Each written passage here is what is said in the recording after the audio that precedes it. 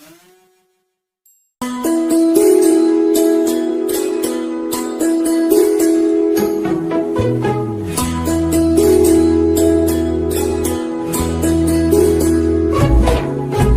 बार कलिंग राज्य में एक राजा राज करता था। वह एक शानदार महल में रहता था जो कीमती पत्थरों से बना था और जिसमें तरह तरह की नक्काशियां की हुई थीं।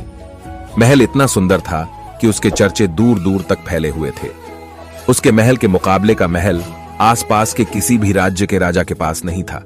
जो भी राजा का महल देखता उसकी प्रशंसा के पुल बांध देता। अपने महल की प्रशंसा सुनकर राजा फूला नहीं समाता। धीरे धीरे उसमें घमंड घर कर गया। जो भी उसके महल में आता वह अपेक्षा करता कि उसके महल की प्रशंसा करे। यदि कोई उसके महल की प्रशंसा नहीं करता तो उसे बुरा लग जाता था। एक बार एक साधु उसके दरबार में आया। साधु से शास्त्र ज्ञान लेने के बाद राजा ने उससे कहा, गुरुवर, आज की रात आप यहीं ठहरे, मैं आपके रुकने की व्यवस्था करवाता हूं। साधु ने स्वीकृति देते हुए उत्तर दिया, राजन, इस सराय में मैं अवश्य ठहरूंगा। अपने महल को सराय कहे जाने पर राजा के अहंकार को चोट लगी। वह आगबबूला होकर बोला, गुरुवर, आप इस महल को सराय कह इसका अपमान कर रहे हैं। ऐसा महल दूर दूर तक ढूंढने पर भी आपको नहीं मिलेगा। यहां ठहरना आपका सौभाग्य होगा, अन्यथा दर दर भटकने वाले साधु के भाग्य में तो एक टूटी फूटी कुटिया भी नहीं होती। कृपया आप अपने शब्द वापस लीजिए।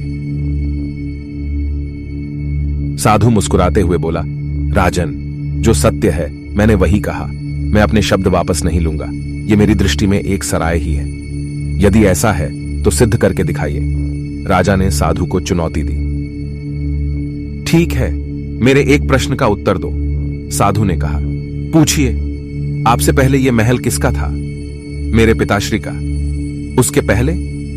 उनके पिताश्री अर्थात मेरे दादाश्री का। उसके पहले? उनके पिताश्री। इस महल का इतिहास बहुत पुराना है, राजा ने बताया। साधु ने कहा, आपकी बात ही सिद्ध करती है राजन कि यह महल एक सराय है जिसमें आपकी पीढ़ियां रहती आ रही हैं। आपके दादाश्री भी रहे, उसके बाद आपके पिताश्री, फिर उन्हें इसे छोड़कर जाना पड़ा। ठीक वैसे ही जैसे सराय में कुछ दिन रहने के बाद उसे छोड़कर जाना पड़ता है। आप भी एक दिन इस सराय को छोड़कर चले जाएंगे, तो फिर इसका इतना घमंड क्यों? साधु की बात सुनकर राजा बहुत प्रभावित हुआ। उसकी आंखों पर पड़ा घमंड का पर्दा उठ गया। वह हाथ जोड़कर साधु से बोला, गुरुवर, आपने आज सत्य से मेरा सामना करवाया। अब तब मैं अपने अहम में डूबा हुआ था, मुझे क्षमा कर दें। साधु ने राजा की क्षमा किया और उस रात महल में रुककर अगले दिन वहां से प्रस्थान कर लिया। यह दुनिया एक सराय की तरह है जहां लोग आते हैं और कुछ दिन रहने के बाद चले जाते हैं। यहां से आप कुछ भी लेकर नहीं जाएंगे, लेकिन यदि आप कुछ देकर गए तो सदा इस दुनिया में आपका नाम अमर रहेगा। इसलिए अच्छे कर्म कीजिए, लोगों की सेवा कीजिए और इस दुनिया को बेहतर बनाने में अपना योगदान दीजिए। ऐसे ही कहानी देखने के लिए हिंदी टुन्स को सब्सक्राइब करें और जुड़े रहे हमारे परिवार से। जय जगन्नाथ।